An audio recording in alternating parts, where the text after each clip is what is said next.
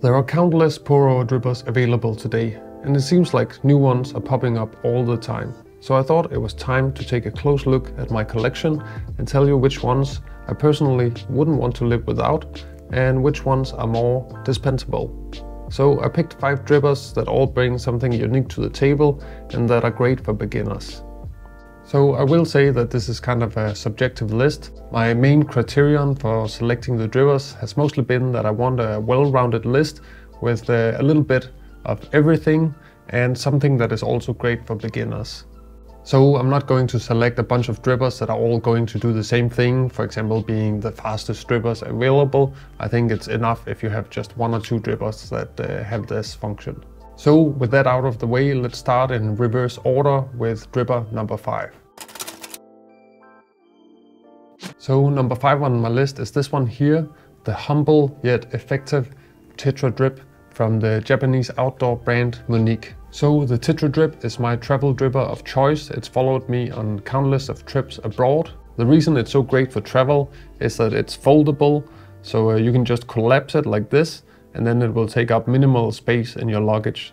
Also, the weight is so low that it doesn't really make any difference even though you're a hardcore one-bagger. As for the shape of the dripper, it's kind of unique in the sense that it's triangle shaped, but when it comes to filters, it will take the conical filters that you'll use for the V60. So you'll have access to a bunch of different filters, like the ones from Cavic, which I personally recommend. The Tetra Drip does have a slightly different flow rate compared to the regular V60, and that makes it more suitable for recipes that rely on fewer pours, which can be a good thing, since usually you don't really have access to a good gooseneck kettle. When you're in a hotel, you'll usually just have a regular electric kettle, and you can still use that one and get great results with the Tetra Drip.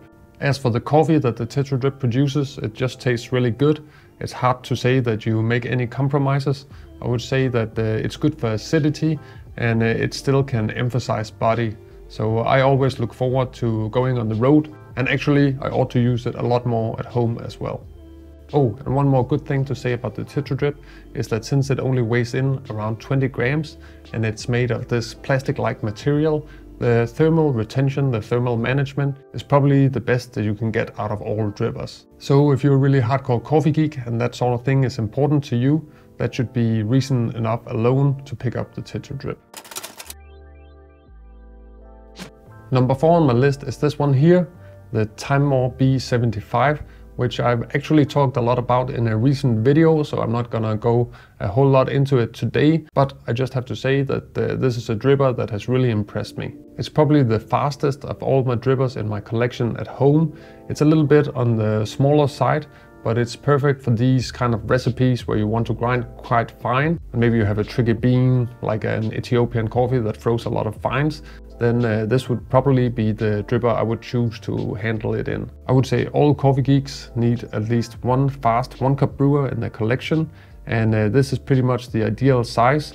Most people usually brew around 15 grams, but this one can hold around 12 to 20 grams pretty well. So I would say it's pretty ideal for that typical standard size. Another advantage of the Timemore B75 is that it's really affordable. There are quite a few drippers that are trying to do the same thing, you know, being plastic single cup fast drippers, and this is the cheapest out of all of them, and I wouldn't say there's any compromise in terms of material. On the other hand, actually this plastic feels very premium, which sounds weird for plastic, but it just feels sturdy and it will be able to stand up to a lot of abuse. I will also say that the design is really well thought out. With this hollowed out bottom and these ribs on the side, they are quite good at keeping the filter standing up intact.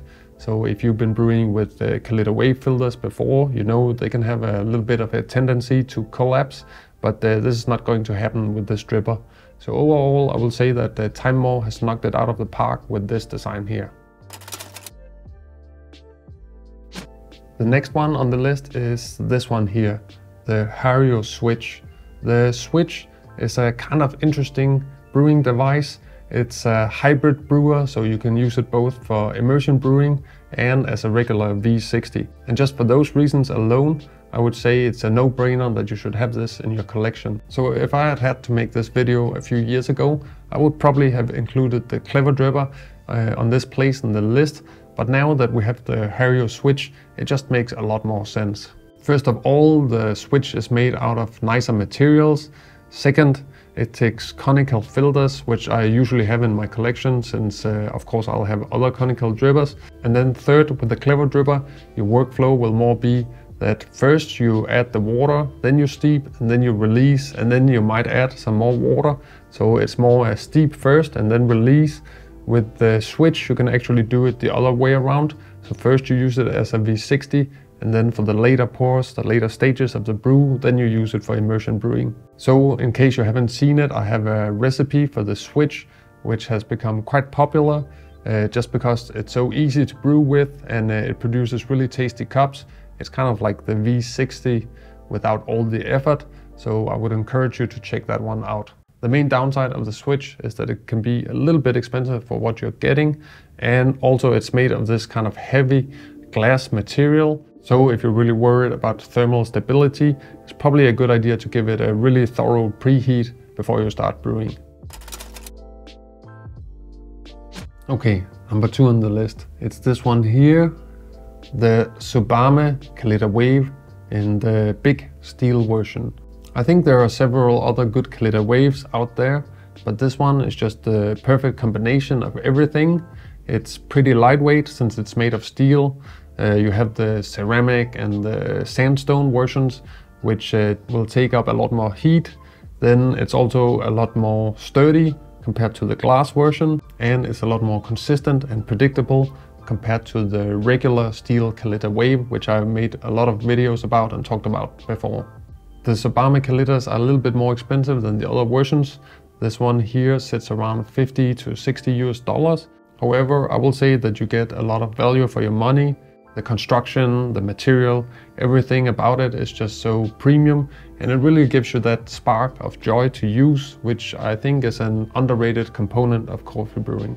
Even if you compare it to other drippers made out of steel, I will say it's still quite a bit nicer, the material that's been used in this one. The coffee from the Tsubame Wave just tastes great. It's got this special design in the bottom that will lift up the filter away from the draining holes, and that just makes it a lot more consistent compared to the other Kalitas.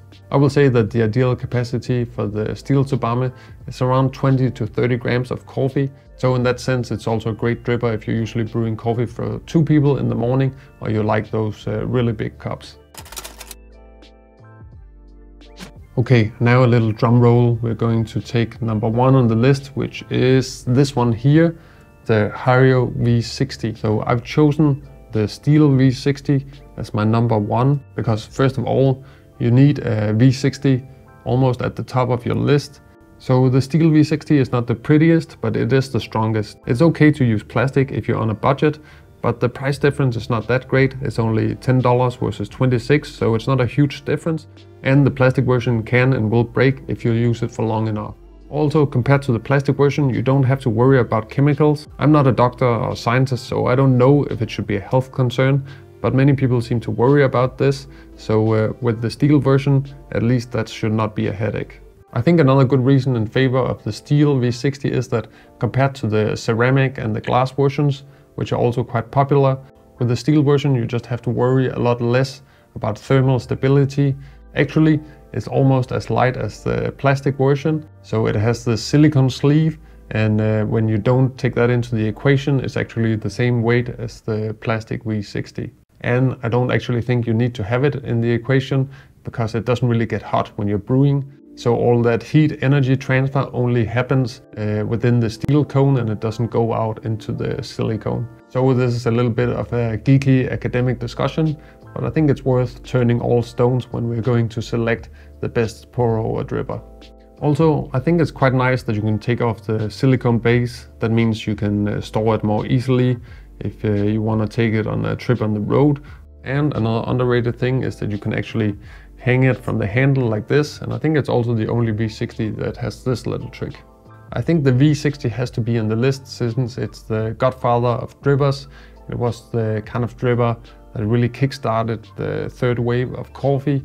It's by far the dripper that has most recipes created for it, and it's also got a lot of different choices when it comes to paper filters that you can use. I personally really like the ones from Cafic. The Baka and the medium roast ones are my favorites. But you also have brands like Zeberist, Kono, Time More. It's quite easy nowadays to find cone-shaped filters. So this kind of sums it up. The V60 has to be on the top of the list, and while this is not the most common V60, I think there's a lot of good arguments in favor for it being the best one. So there you have it. Those are the 5 favorite drippers in my collection.